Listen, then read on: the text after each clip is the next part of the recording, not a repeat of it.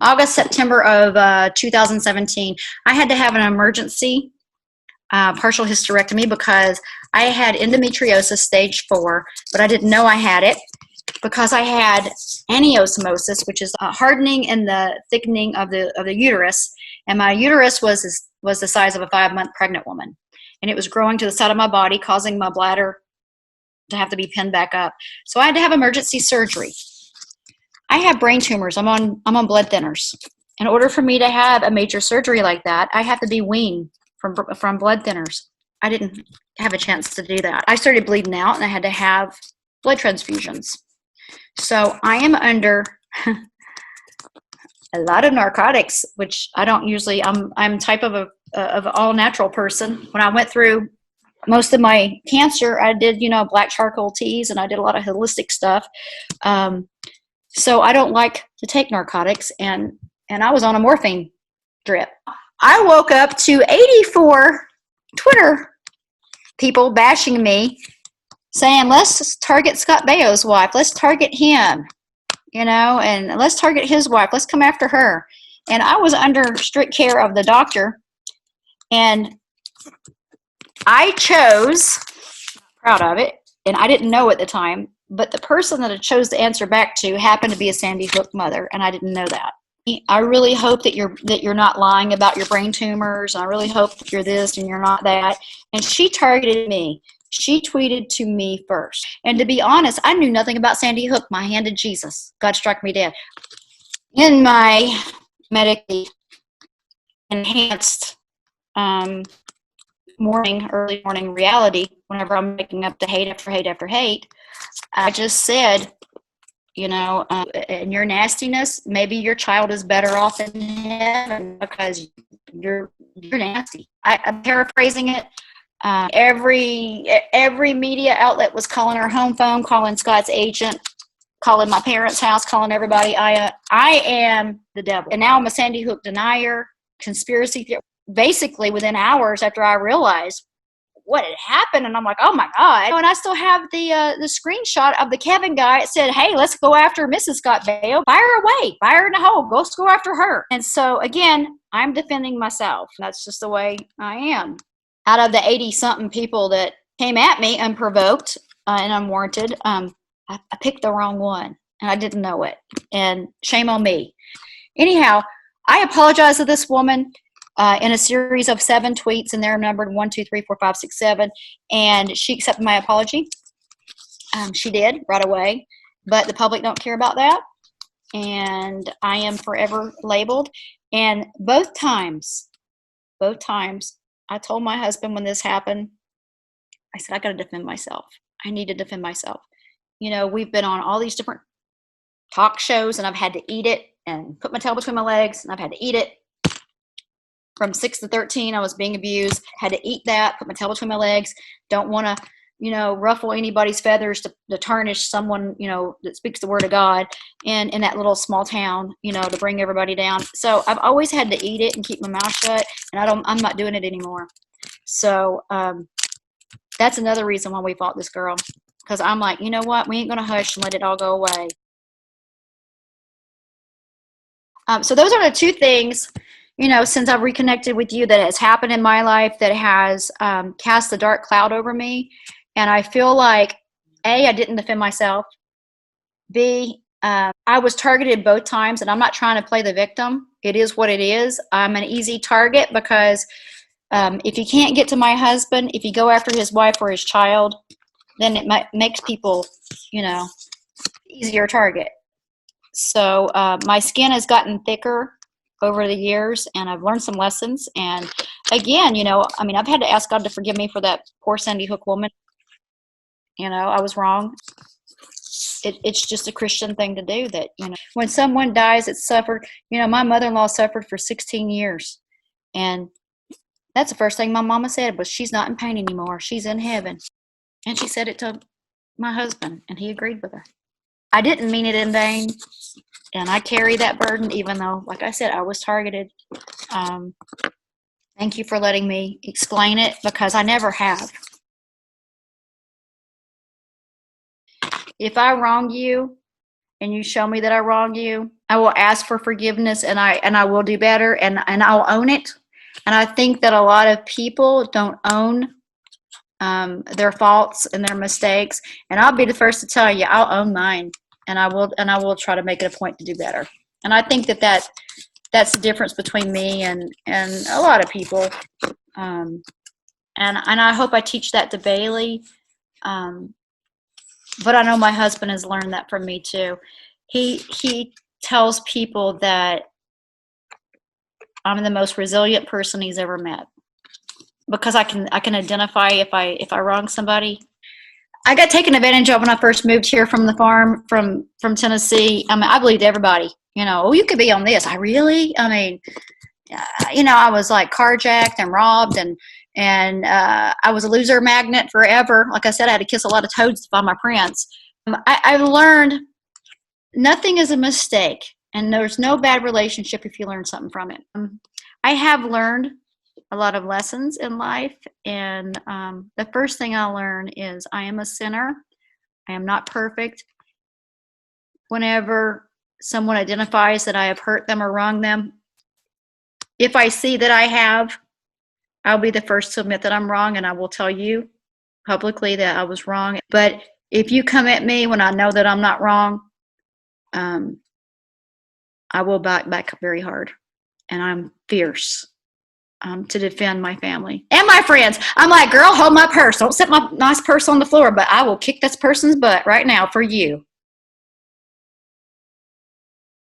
I'm not afraid of death. I feel like there is heaven, and I hope that I've done enough here on earth for myself and others. I don't want to go yet because I want to watch my child grow up. My husband's 60 years old. I mean, my God, when she has kids, I might be feeding him, baby food, and feeding her child baby food. I don't know, but I want to be able to stick around and see it and be part of it.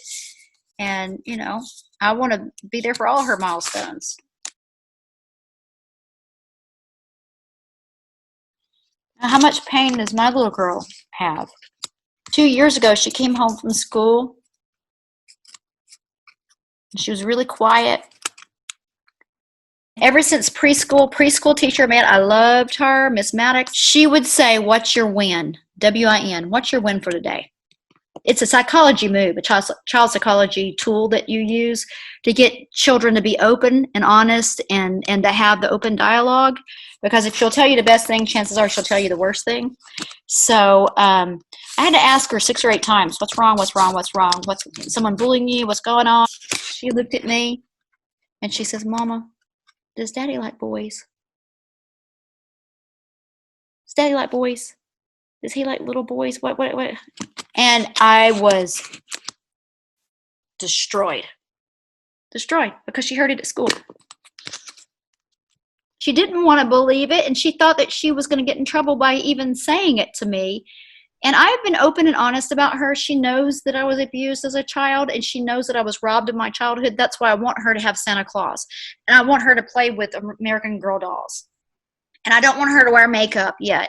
And I don't want her to dress provocative. And I want her just to be a little girl. She just made a fairy garden. It's okay to be age appropriate. We tell her, be a kid as long as you can, Bailey. It's okay.